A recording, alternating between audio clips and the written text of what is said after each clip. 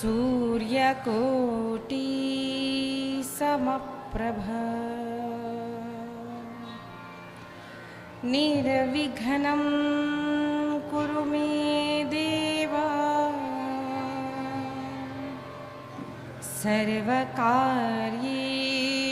सर्वदा। मातृदेवो भव पितृदेवो भव आचार्यदेवो भव अतिथिदेवो भव परस्परदेवो भव।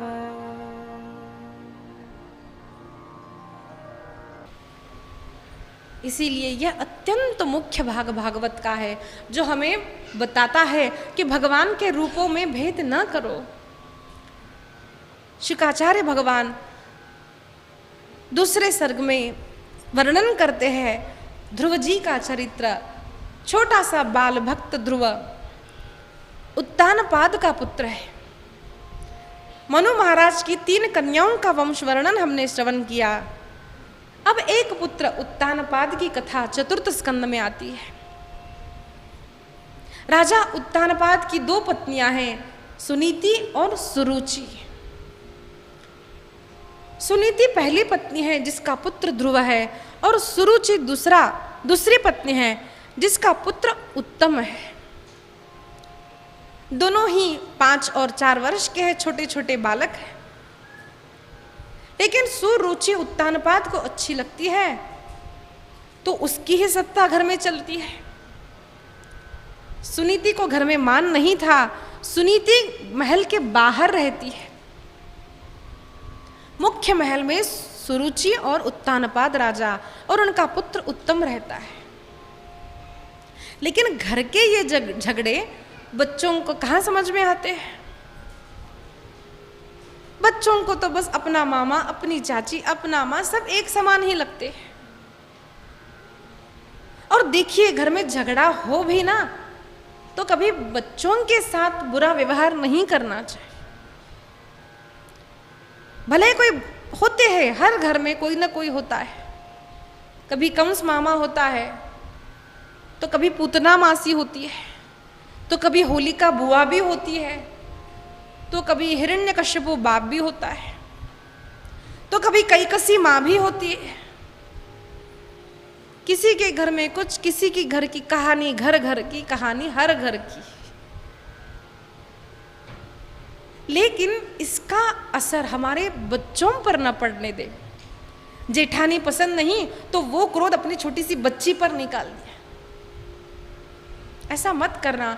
छोटे बच्चे भगवान की अद्भुत सृष्टि है जिनमें कोई विकार नहीं होता। झगड़ा करना हो अपने कमरे में बड़ों से करो, बच्चों से कभी मत करना। छोटे बच्चों का मन कभी दुखाना नहीं, क्योंकि छोटे बच्चों का मन एकदम भगवान जैसा पवित्र होता है, निर्मल होता है। इसीलिए भगवान राम की कथा का जो वर्णन मानस में किया है उसके पहले कांड का नाम बालकांड है। क्यों? ये जो 7 कांड है ना, 7 सीढ़ियां है। पहला बालकांड क्यों?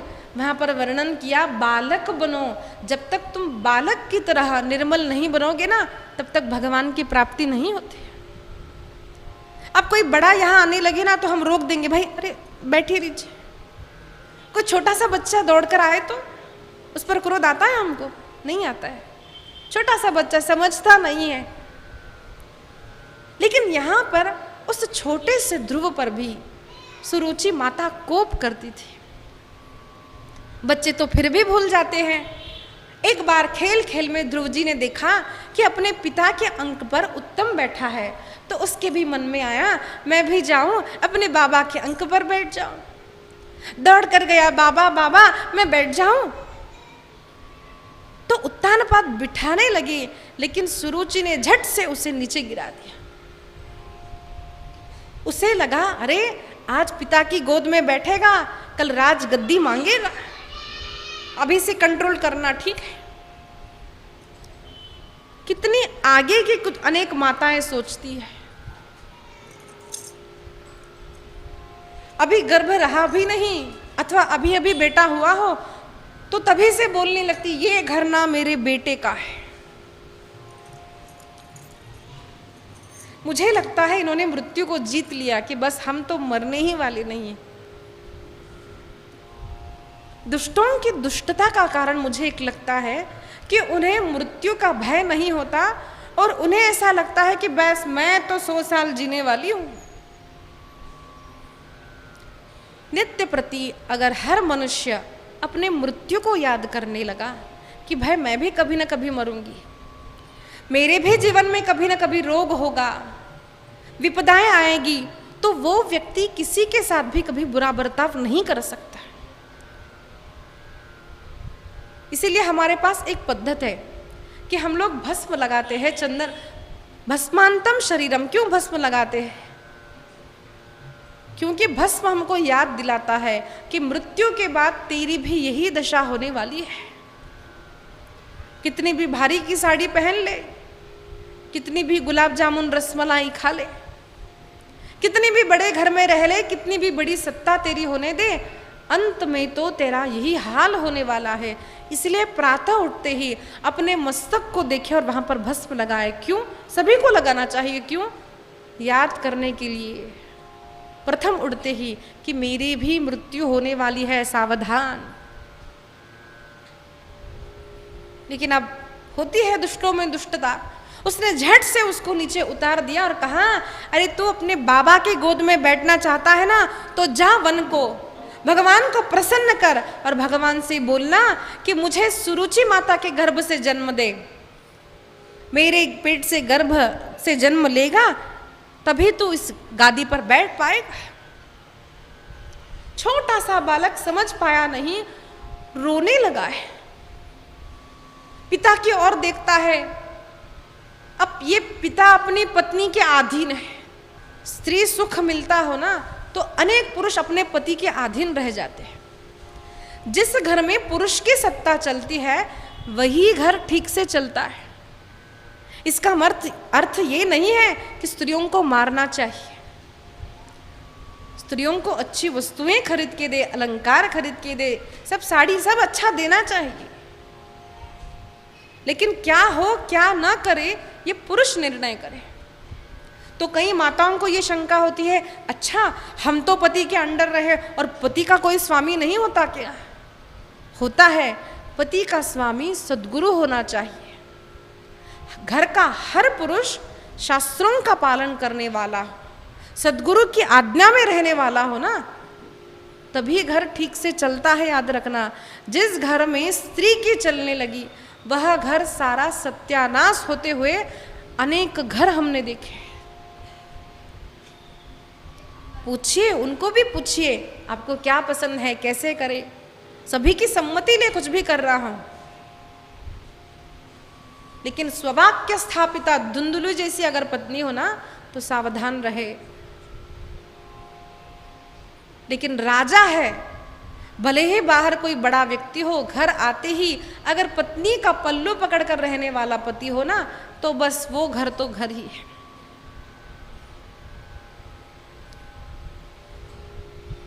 डर गया।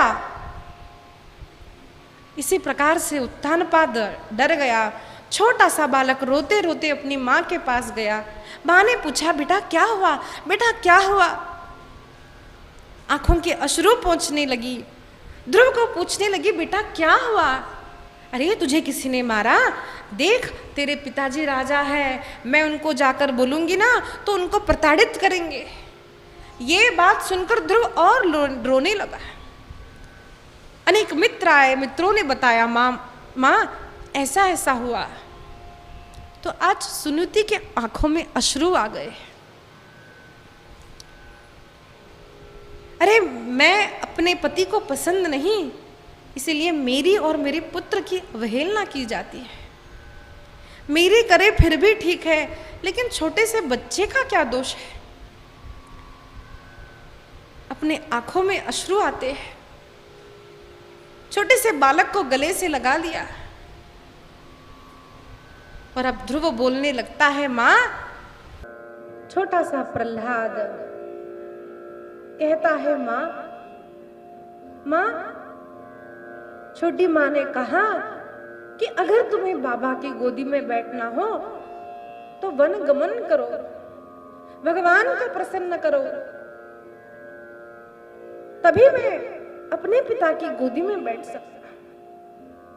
आंख में अश्रु आए तो माँ ने कहा, सत्य बात है बेटा।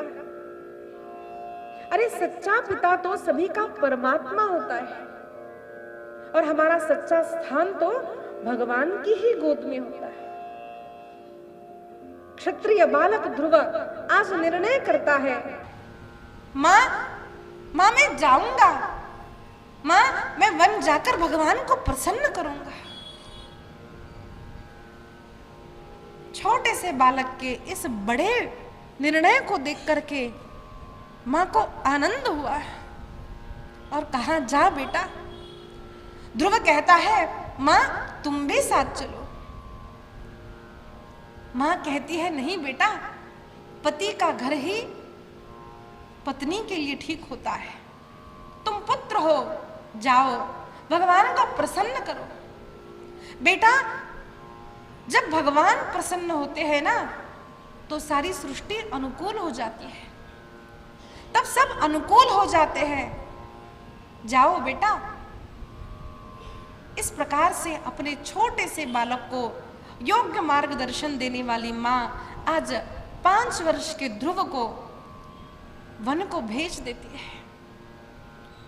माँ कहती है, बेटा जाने से पहले छोटी माँ और पिता के चरण अवश्य छूना। बेटा, किसी भी काम में बड़ों के आशीर्वाद लेना बहुत आवश्यक होता है।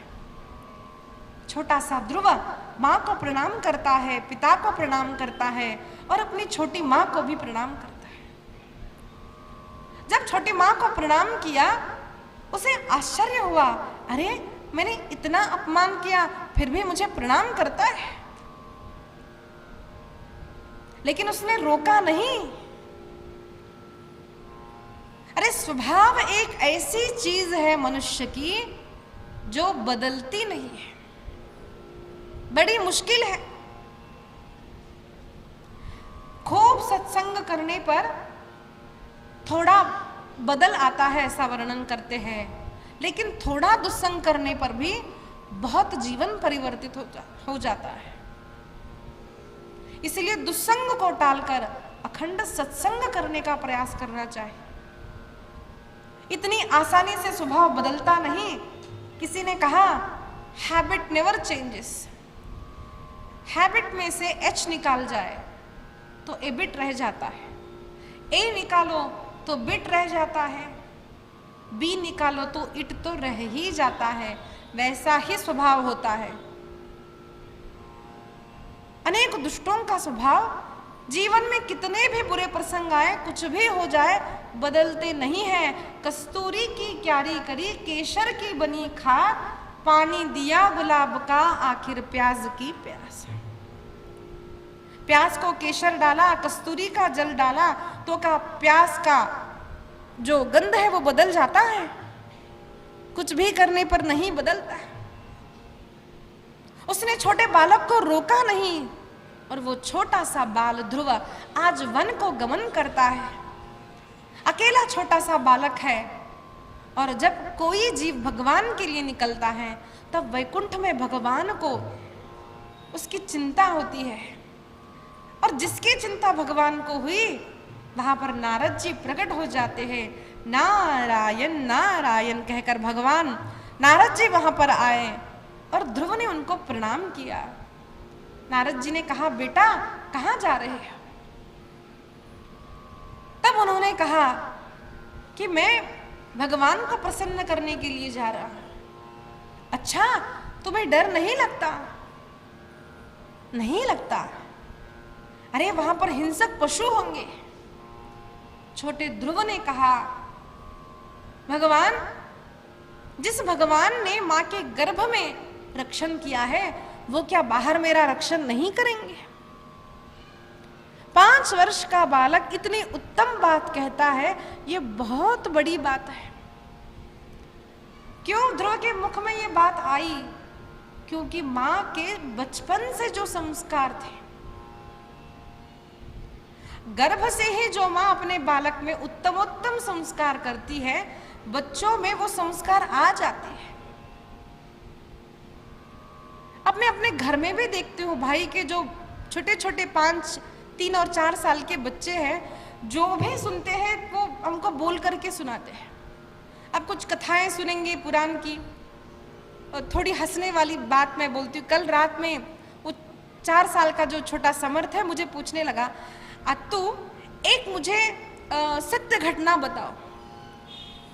तब मुझे बड़ी हंसी आई कि सत्य घटना, बहुत बड़ा शब्द उसने उपयोग कर लिया। तो मैंने कहा अच्छा, तो ऐसे सीरियसली पूछना चाहा। तो मैंने कहा हाँ, देखो 4 वर्ष पहले तुम्हारा जन्म हुआ था, ये सत्य घटना है। तो बोलने लगा, अत्तू ये सत्य है क्या? तो मैंने कहा सत्य है, इसीलिए तो तुम यहाँ पर हो। जो अच्छे रामायण की कथा सुनते हैं वो प्रश्न पूछते हैं, अत्तू पूतना ऐसी थी ना? अत्तू जितने मतलब शब्द मैंने भागवत सुन करके मैंने सीखे हैं, वो छोटे छोटे कार्टून देख करके उनको सब पता है। अब तो ये बुरा है, वो अच्छा है ना? तो जैसे मैं बोल रही हूँ आजकल, मैं शिवाजी छोटी सी 3 साल की बच्ची बोलती है कि अब तो मैं वीर शिवाजी बनूंगी। अब कैसे अभ्यास करवाया? मैं उनको बोलती हूँ कार्टून देखना नहीं, तुम मेरे साथ वीर शिवाजी देखो। तो ऊपर मैं अपने कमरे में देखती हूँ, नीचे आने के बाद जानबूझकर मैं टीवी पे बच्चों के लिए लगाती हूँ। तो बच्चे पहले रोते हैं कि नहीं तू हमको ना वो देखना है। तो मैं उनको बोलती हूँ अच्छा तुम कार्टून देखोगे तो कार्टून बनोगे, वीर शिवाजी देखोगे तो वीर बनोगे। तो फिर सोच विचार करके हाँ तो मैं भी वीर शिवाजी बनूंगा। कदाचित बच्चों को शब्दों का अर्थ समझ में ना आए, लेकिन अभ्यास यानी रिपीटेशन, अच्छी बातों का रिपीटेशन ही अभ्यास है। उनको अभ्यास करवाइए, अच्छी बातें, अच्छा देखना, अच्छा सोचना। जब ये बचपन से उनका अभ्यास हो जाता है, तब कठिन परिस्थिति में भी बच्चों के मुख से ऐसी बातें निकलती है। उस ध्रुव ने बचपन से जो सुना था, बेटा गर्भ में तेरा रक्षण जिस भगवान ने किया, वो रक्षण तेरा सर्वत्र करते हैं। जैसे मैं भी बच्चों को बोलती हूँ, बेटा कभी कभार ऊपर जाते तो डर जाते हैं, तो वैसे तो वो डरते हैं, एकदम डर निकलता नहीं, लेकिन मैं बार बार बोलती हूँ जब ऊपर जाओगे तो भगवान का स्मरण करो। भगवान ऊपर है, नीचे है, रात में है, दिन में है। तो मे भी उनका पूरा भय न गया हो, लेकिन वो रिपीट तो करते हैं। कभी कभार बोलते हैं मुझे, अब तो मैं वो ऊपर गया ना तो आज मुझे डर नहीं लगा, मुझे कन्हैया दिखे वहां पर। यूं भी ऐसे भी खेल खेल में भी बोल देना, ये भी बहुत बड़ी बात है। उनको अभ्यास करवाओ बच्चों को। आज सुनीति है, ये माता नीति सुनाने वाली है, इसीलिए ऐसे माता का पुत्र ध्रुव है। और सुरुचि कैसी है? अपने रुचि के अनुसार जीवन जीने वाला जो व्यक्ति है वो सुरुचि है। हम कैसे जीवन जीते हैं? हम नीति पूर्वक जीवन जीते हैं या मुझे पसंद है, बस अच्छा हो बुरा हो मुझे पता नहीं, मुझे पसंद है ना बस मैं ये करूंगी? ऐसा नहीं। हर काम करते हुए जो व्यक्ति सोचता है नीति क्या है, मेरा कल्याण क्या करेगा, ऐसा सोच विचार करके जीने वाला जीव ही सुनीति है। और यहां वर्णन किया ध्रुव की उत्तानपाद की जो 2 पत्नियां हैं, सुनीति सुरुचि, लेकिन उत्तानपाद को सुरुचि पसंद है, इसीलिए उसको उत्तानपाद कहा। कौन है उत्तानपाद? अरे हर जीव उत्तानपाद है। माँ के गर्भ में नीचे सिर है, ऊपर पैर है, यानी बुद्धि काम नहीं करती है उसकी। ऐसा जो जीव है, क्यों? रुचि के अनुसार चलता है, नीति को अपसंद करके दूर रखता है, वही जीव उत्तानपाद है। इसीलिए संत वर्णन करते हैं सुनीति से जियो। सुशीलो मातृपुण्येन, अगर कोई व्यक्ति, लड़का अथवा कन्या अच्छी सुशील है, उसका कारण माता का शील होता है। अगर माता सुशील है तो संतति अवश्य ही अच्छी होगी। एखादा पुत्र चतुर निकला तो समझना पिता का गुण है। कोई भी गुण अगर बच्चों में देखा जाता है वो गुण हमारे वंश से आता है। इसलिए हम लोग कभी देखते हैं कि बच्चा मामा जैसा है, चाची जैसा है, चाचा जैसा है, पिता जैसा है। ये क्यों हम लोग देखते हैं? ये संस्कार बच्चों में आते हैं। इसीलिए परिवार का शुद्ध होना, माता पिता का शुद्ध होना आवश्यक है। सुनीति का पुत्र ध्रुव जब यह बात बोलता है, नारद महर्षि को अत्यंत आनंद हुआ और उन्होंने उसे सारी विधि बताई कि किस प्रकार से मधुवन में स्नान करे, जमुना जी में किस प्रकार से भगवान का ध्यान करे, और उसे एक मंत्र दिया, ओम नमो भगवते वासुदेवाय। आशीर्वाद दिया और छोटा सा ध्रुव मधुवन के लिए निकल गया। वहाँ पर अब उसकी साधना आरंभ हुई। पहले महीने में एक बार वह केवल फल ग्रहण करता है, दूसरे महीने में फल छोड़ देता है, केवल पत्ते ग्रहण करता है, फिर पत्ते छोड़ दिए, तीसरे महीने में केवल जल ग्रहण करता है, अब जल भी छोड़ दिया, केवल श्वास पर रहता है, और छठा महीना प्रारंभ हुआ, उसने श्वास भी छोड़ दिया और प्रण ले लिया, भगवान अब श्वास तभी लूंगा जब आपका दर्शन होगा। छोटा सा बाल भक्त ध्रुव भगवान की आराधना करता है, एक पैर पर खड़ा है, दोनों हाथ ऊपर उठाए हैं, प्रणाम करता है, अंतर मन में भगवान का स्मरण करता है। ओम नमो भगवते वासुदेवाय, ओम नमो भगवते वासुदेवाय, ओम नमो भगवते वासुदेवाय, ओम नमो भगवते वासुदेवाय। जरा विचार कीजिए, आज एकादशी है। हमारी एकादशी कैसे होती है? एकादशी दुप्पट खाशी। पहले दिन तो रात में बोला जाता है, अरे कल एकादशी है, थोड़ी एक आधा रोटी ज्यादा खा लेना। फिर एकादशी के दिन क्या क्या बनाना है, पहले दिन ही लिस्ट बन जाती है। नाश्ते में ये होना चाहिए, अरे एक नहीं कम से कम 4 पदार्थ होने चाहिए। मानो एकादशी नहीं, जानो दिवाली ही आ गई हो। इतने सारे पदार्थ बनाकर खाकर भी हम रात में कहते हैं, मैं तो इतनी थक गई उपवास करके। छोटा सा बालक कुछ खाया नहीं, केवल श्वास पर है। सोचिए, अत्यंत व्याकुल हो जाता है, भगवान के लिए तड़प रहा है। क्यों हम उपवास करते हैं? उपवास में खाना न खाने का महत्व नहीं है, उपवास में भगवान के स्मरण करने का महत्व है। इसलिए पहले दिन हमने सुना कि इतना खाइए, वही खाइए जिससे हम लोग भगवान का स्मरण कर सके, जिसके बाद हम लोग भगवान की भक्ति कर सके, भगवान की कथा हम सुन सके। इसलिए खाने का महत्व नहीं, उपवास, भगवान के समीप वास हो। कैसे? मन से। और इस प्रकार से छोटा सा ध्रुव व्याकुल हो गया है, हे भगवान मुझे कब आप दर्शन देंगे, हे भगवान आप मुझे कब दर्शन देंगे। और संत वर्णन करते हैं, भगवान का दर्शन कब होगा, ऐसा कौन सा गुण होने से भगवान का दर्शन होता है? तो एक ही उत्तर हर संत ने दिया है, व्याकुलता। कितना जप करने से भगवान मिलेंगे, कितना दान करने से भगवान मिलेंगे, कितनी कथाएं करने से अथवा सुनने से भगवान मिलेंगे? नहीं।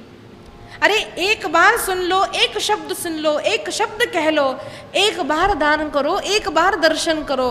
लेकिन जब व्याकुलता बढ़ी ना, तब भगवान के दर्शन होंगे, याद रखना। अब वो व्याकुलता बढ़ने के लिए जो साधन जिसको जितनी बार करना पड़े करो। सभी के लिए समान साधन नहीं है। क्यों? जिस प्रकार से देखिए, मेडिसिन में 3 व्यक्तियों को समझो हार्ट अटैक आ गया, तो तीनों को डॉक्टर समान मेडिसिन नहीं देता है। उसकी आयु क्या है, उसकी प्री हिस्ट्री क्या है, उसकी प्रेजेंट हिस्ट्री क्या है, हार्ट अटैक किस कारण से आया, उसकी आयु कितनी है, उसकी दूसरी और कंडीशंस क्या है, शुगर बीपी है या नहीं है, सारी बातें देख करके तीनों को अलग अलग प्रकार की मेडिसिन दी जाती है, भले ही रोग एक ही हो। हमें भी पता नहीं अनेक कितने जन्म हमने ले चुके हैं, कितने जन्मों से हमारा कितना पुण्य है, कितना पाप है, पता नहीं। इसीलिए साधन करते हुए ऐसा नहीं सोचना चाहिए, इतना किया फिर भी तो भगवान नहीं आते, अरे ये झूठ है। तो ऐसे लोगों को संत बोलते तो करना ही छोड़ दो। एक महात्मा आए मनुक पीठाधीश्वर जी के गुरु जी के पास, श्री गणेश दास जी भक्तमाली जी के पास आए और उन्होंने कहा, महाराज जी मैं इतना जप करता हूँ, रात दिन जप करता हूँ, लेकिन मुझे भगवान के दर्शन नहीं होते। तो महाराज जी ने सोचा नहीं, कुछ नहीं, बस बोल दिया, अच्छा नहीं होता तो छोड़ दो नाम स्मरण करना। तो बहुत रोने लगे, कहा अब नाम छूटता नहीं है। तब गणेश दास जी के गुरु जी के आंखों में अश्रु आए। उन्होंने कहा, अरे जो मिलना था वो तो मिल गया, भगवान के बिना रह न पाना, भगवान का नाम स्मरण किए बिना रह न पाना, भगवान की कथा सुने बिना रह न पाना, यही तो भक्ति है। भगवान से विभक्त जो नहीं रह सकता ना, वही भक्त है। अरे व्याकुलता प्राप्त हो गई और क्या चाहिए। और जैसे ही तीव्र व्याकुलता बढ़ती है ना, तब भगवान की प्राप्ति होती है। चंदनाची चोड़ी माझे अंग अंग पोड़ी, ऐसा वर्णन आता है। चंदन लगाया गया, अनेक भक्तों की कथा में वर्णन आता है, चंदन लगाते हैं, लेकिन इतनी व्याकुलता, उस व्याकुलता की गर्मी से वो चंदन भी पिघल जाता है। रो रो करके वो चंदन पिघल जाता है। ऐसी जब अवस्था होती है तब भगवान का प्राकट्य होता है। आज बाल भक्त ध्रुव अत्यंत व्याकुल है, भगवान से प्रार्थना करता है, तुझा माझा देवा कारी वैराकार, तुझा माझा देवा कारी वैराकार, तुझा माझा देवा कारी वैराकार, दुःखाचे डोंगर, दुःखाचे डोंगर दाखवीसी, दाखवीसी, तुझा माझा देवा कारी वैराकार।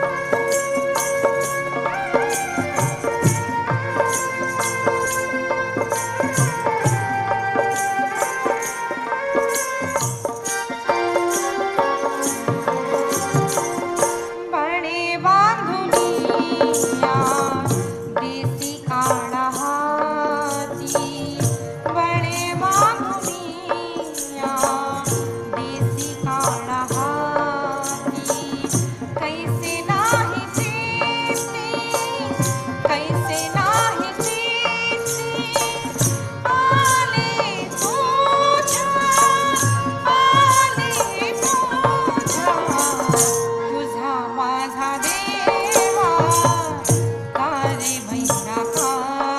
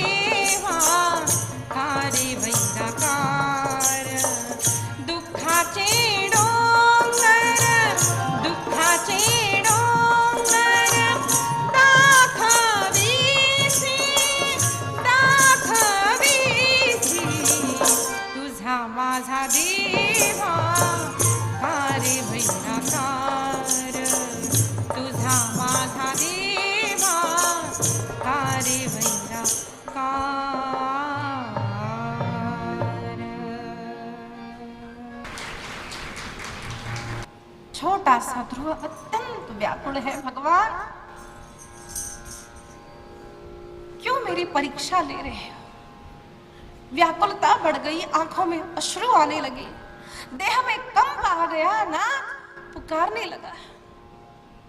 अब मैं ये भूल गया, अखंड भगवान का स्मरण करता है, तब सर्वत्र त्राही त्राही हो रही है। अब कोई भी श्वास नहीं ले पा रहा। अनेक देवता भगवान के पास गए, कहा भगवान हम श्वास नहीं ले पा रहे। आपके भक्त बाल भक्त ने अपने श्वास को रोक कर रखा है। महाराज आप जाइए जाइए, उन्हें दर्शन दीजिए। भगवान ने कहा जाता हूं, लेकिन दर्शन देने नहीं, उस बाल भक्त का दर्शन लेने जाता हूं। मधुवन पर यमुना तट पर छोटा सा बालक अपने भगवान को याद करते हुए रो रहा है। एकाएक भगवान प्रकट हो गए, लेकिन ध्यान नहीं है। क्यों? अभी भी स्थिति अंतर्मन में है, भगवान को अंदर देख रहा है। नारद जी ने कहा भगवान को बाहर ढूंढना नहीं, अंदर ढूंढो। The change you want to see in the world, be the change. उसी प्रकार से जिस भगवान को देखना चाहते हो ना, वो बाहर नहीं है, वो अंदर है। उसको अंदर शोधो और अंदर भगवान का ध्यान करने लगे ना, तो पिंडी ते ब्रह्मांडे, पिंडा दिसला ना तो मग ब्रह्मांडात दिसू लागतो, तोच परमात्मा ब्रह्मांडात दिसू लागतो। उस समय अनुभव होता है कि जो मेरे अंदर है वही सब में है। विद्या विनय संपन्ने, कि सर्वत्र शून्य चैव स्वपाके च, गजराज में, कुत्ते में, चांडाल में, उसको जब सर्वत्र भगवान दिखते हैं तब सच्चा दर्शन होता है। वासुदेव सर्वम। आज भगवान को अंदर देखने लगा, इसलिए बाहर दिखता नहीं। भगवान मुस्कुराने लगे और भगवान जान गए, तब अंतर मन के स्वरूप को अंतर्धान किया। विचलित होकर जैसे ही आंख खोली तो साक्षात शंख चक्र गदा पद्मधारी भगवान सामने खड़े हैं। और उसने इतना आनंद हुआ, बोल नहीं पाया। श्रीमन नारायण भगवान की। आनंद आनंद आनंद, और आनंद में मुख में कंप हो रहा है, बोल नहीं पा रहा है, केवल आंखों में अश्रु है।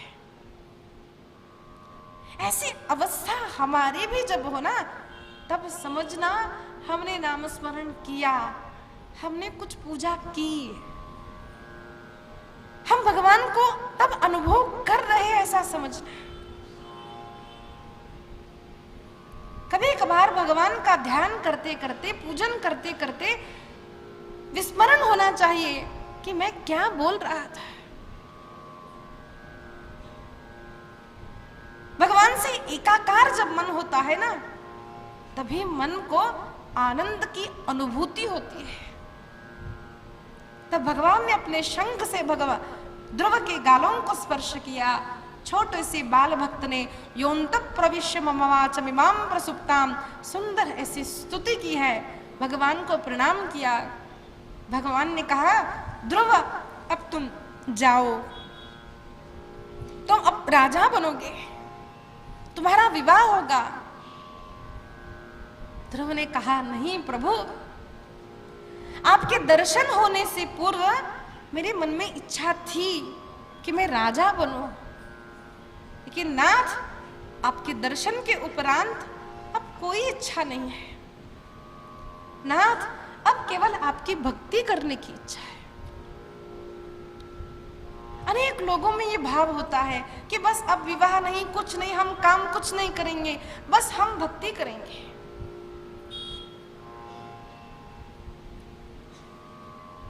लेकिन एक बात हम भूल जाते हैं कि भक्ति के लिए बाह्य स्थिति को बदलने की आवश्यकता नहीं, भक्ति यानी अंतर्मन को बदलना है।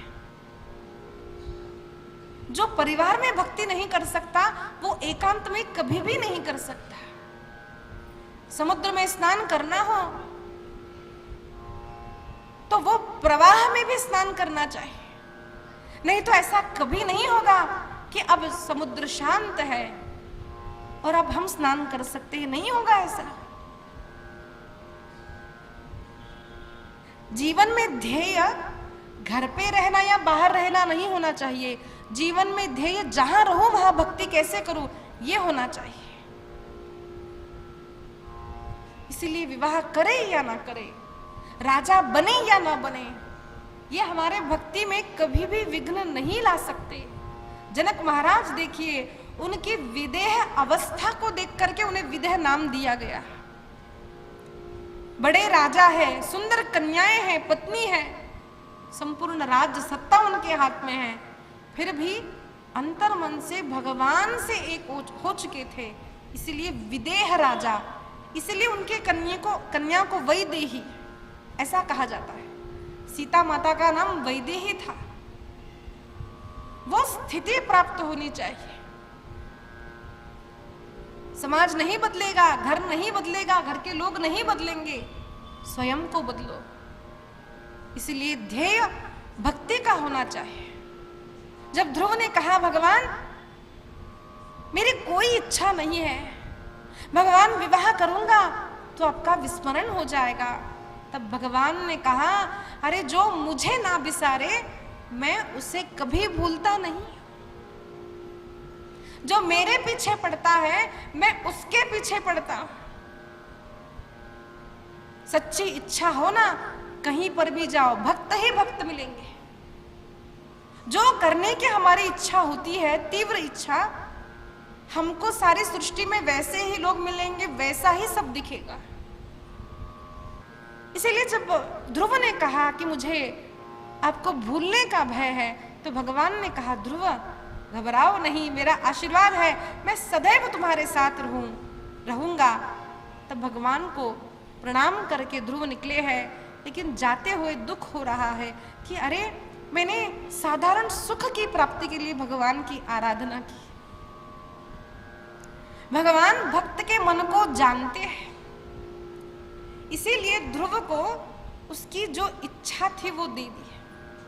इसीलिए अनेक संत कहते हैं कि भगवान की पूजा में जाओ, भगवान के सामने जब हम बैठते हैं ना, तो संसार को मत मांगो, जो मांगोगे वो पूरा हो जाता है, लेकिन वो भगवान से दूर करने वाला है। संसार का सुख मांगना नहीं है, जो हमारे प्रारब्ध में है वो मिलेगा ही मिलेगा। भगवान से भगवान को मांग लो, भगवान से भगवान के प्रेम को मांगना है। आज ध्रुव दुखी होकर घर जा रहा है। जैसे ही वार्ता पहुंचती है राज्य में, तब उत्तानपाद, सुरुचि, सुनुति, संपूर्ण लोग आए हैं ध्रुव का स्वागत करने के लिए। यहाँ पर संत वर्णन करते हैं, शुकाचार्य वर्णन करते हैं, राजन यस्य प्रसन्नो भगवान गुणैर मैत्र्यादिभिर्हरिः तस्मै नमन्ति भूतानि निम्न माप इव स्वयं। अरे जिस पर भगवान प्रसन्न होते हैं ना, तस्मै नमन्ति भूतानि, भगवान को प्रसन्न करो, सारे भूत सारे लोग अनुकूल हो जाएंगे। जीव लोगों को प्रसन्न करने में लग जाता है, और देखना हम कितने ही लोगों को प्रसन्न करते जाए, कितना भी प्रयास करें ना कोई अवश्य होता है, कितना ही करे कोई ना कोई नाराज हो ही जाता है। सबको कोई भी व्यक्ति प्रसन्न नहीं कर सकता है, इसीलिए प्रयत्न से भगवान को प्रसन्न करो। जिस पर भगवान रीझ गए उस पर सारी सृष्टि रीझ जाती है। छोटा सा ध्रुव आज घर पर आया है, थोड़े बड़े हुए, उन्हें राज गद्दी सौंप दी गई, उनका विवाह हुआ, और उसके पश्चात उत्तम का यक्षों से युद्ध चलने लगा, मारा गया। तब ध्रुव जी ने उससे वैर करके यक्षों को जब मारने गए, तब ब्रह्मा जी ने उन्हें रोक दिया। कहा बेटा सभी की मृत्यु का कुछ ना कुछ कारण होता है, ऐसे मारना नहीं। भूल गए अपने ध्येय को, उन्हें सावधान किया। तब ध्रुव ऋषिकेश में जाकर गंगा किनारे भगवान की आराधना करते हुए भगवान को प्राप्त करते हैं। देखिए, इस संसार में जब हम साधना करना चाहते हैं, कथा सुनना चाहते हैं, कथा करना चाहते हैं, नाम स्मरण करना चाहते हैं, अथवा हम लॉयर है, डॉक्टर, जो भी हम हैं, उसमें अगर हम धर्म का पालन करना चाहते हैं तो अधर्मी लोग, सत्य के विपरीत होने वाले लोग, ऐसे ज्यादा लोग हमको मिलेंगे। ये बाहर की स्थिति हो गई। अब अंदर की स्थिति देख लो। काम है, क्रोध है, मद है, अहंकार है, ईर्ष्या है, द्वेष है, आलस्य है, ठंडी है, गर्मी है, सर्दी, सब प्रकार के जो स्थितियां है, वो सभी हमको जैसा हम करना चाहते हैं वैसे करने नहीं देते। अरे भाई, अब तो ठंडी है, अब तो प्रातः सुबह में उठने की इच्छा नहीं होती, चलो अच्छी चीज चादर लेकर के सो जाए। अरे अब गर्मी में क्या हम लोग नाम स्मरण करेंगे भाई, इतनी गर्मी हो रही है, इतनी गर्मी हो रही है। भूख लगी तो मुश्किल, पेट भर खा लिया तो मुश्किल। अब हम कथा जो करते हैं वो भी बड़ी आसान बात नहीं है। अब यहाँ बैठे हैं, कितनी ही बार बोलो, बक बक बक बक बक बक बक, यहाँ से कोई उठेगा, वहां से उठेगा, वहां से उठेगा, वहां से कोई आएगा, तो सब सहन करके करना पड़ता है, आसान बात नहीं है। मैं बात मेरी नहीं कर रही हूं, मैं हम सबकी बात कर रही हूं। कुछ भी करना है, अनेक विपदाएं होती है, लेकिन एक बात याद रखिए, सच्चे मन से, सच्चे दिल से एक ध्येय हमने निश्चित कर लिया कि बस मुझे ये करना है, तो सारी कायनात में आपको कोई भी नहीं रोक पाएगा। लोगों को शंका होती है कि सन्यासी रहना, ब्रह्मचारी रहना तो बड़ी मुश्किल बात है, हम धर्म का पालन कैसे करें? अरे भाई, अधर्मी लोग हैं, हम एक अच्छे पुलिस ऑफिसर कैसे बने, अच्छे लॉयर कैसे बने? कितने लोग कितने बुरे हैं, मारने की धमकी देते हैं। मानस में एक बात आती है, जब भगवान महादेव पर बाण चलाने के लिए काम आया तो वसंत ऋतु अपनी पत्नी रति सभी को लेकर आया। तब संपूर्ण सृष्टि की स्थिति कैसे हुई थी जानते हैं? सर्वत्र काममय हो गया था।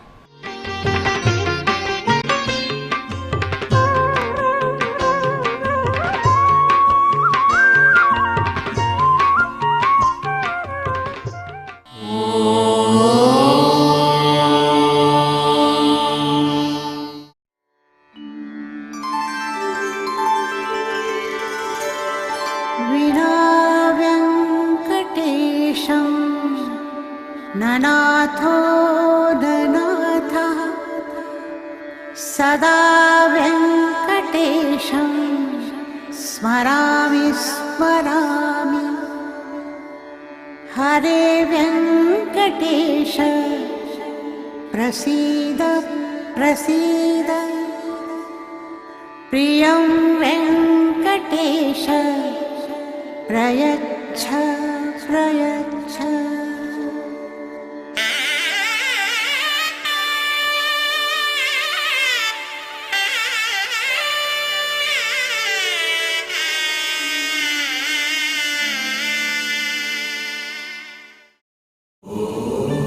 नमो